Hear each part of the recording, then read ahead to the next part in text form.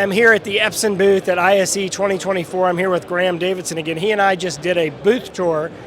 So you just go to the raypubs.com/ISE, type in Epson in the first in the video search window. You'll see a complete booth tour if you want to know what it's like to go through the Epson booth at ISE 2024.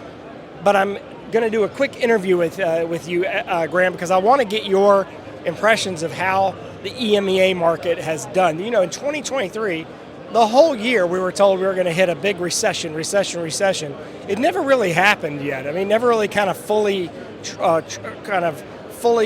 showed itself, did it? No, that's right. I mean, we did feel some areas of the market were a bit, like, let's say, softer than we expected. Yeah.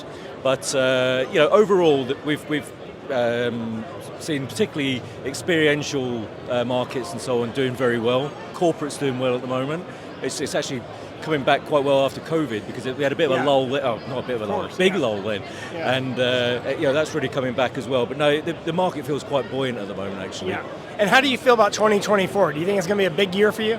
Well, it's an interesting year. I think it's going to be quite a strong year. So thinking about all the things that are going on this year, we've got a lot of sporting events. So in Europe, we've got Euro 2024. Always generates a lot of interest in product. Yeah, the Olympics. The Olympics as well in Paris. So there's a lot that's going to be happening there. You know, always it's a great time for all of the kind of rental and staging companies and so on. So they obviously require equipment. Yeah. And so we see that being really positive for us. We're going to start shipping now the PQ series that we're just showing again this year after another year of development.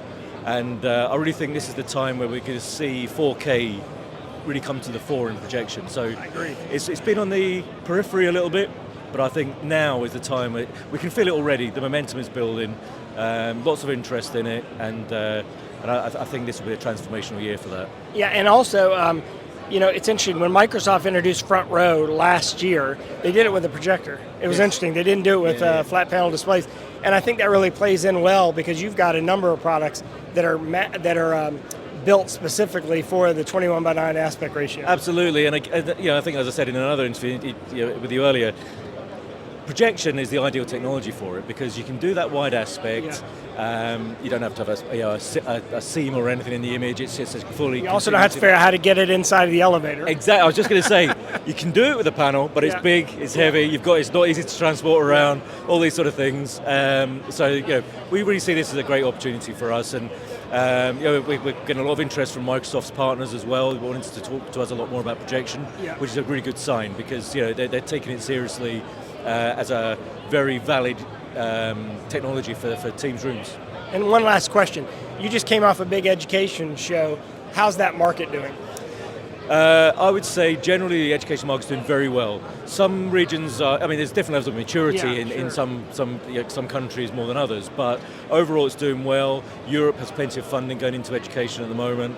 Well, there's not a classroom on a university campus that doesn't use a projector, and most K through 12 uses projectors. A lot of people 10 years ago predicted the death of the projector, and here we are, and it still dominates large venue market and still dominates education and home entertainment. Well, it's a really interesting point you made, because a few years ago people were saying, oh, there's going to be no projection in education anymore, in schools anyway. But we're now replacing panels that went into classrooms with projectors, because the teachers value the larger screen size and the readability and equality of learning for the students. And a lot of rooms, they thought they wanted interactivity and didn't actually need interactivity. We are seeing a bit of a trend away from interactivity. That is true. So a lot more happening with tablets and phones and so on. The personal devices are providing the interactivity they Which want. is actually, it's funny, because we're going almost round in full circle, because we had the whole boom of ultra short throw, short throw, then ultra short throw. And it's still the right technology for when you're doing front of class teaching, but we're seeing also more use of projectors as a second screen or a different wall, that type of thing. Not interactive, but just for displaying content. Additional content. All right, look, you can find out everything at Epson.com. That'll get you to any country, wherever you want to go. Also, you can see all the videos we're shooting here at ISE, especially the Epson videos at raypubs.com/ISE. Type in Epson in the video search window. Graeme, thank you very much for doing this. Thanks very much. Thanks for your time. And congratulations. Thank you. Yep, thank you, and thanks for watching.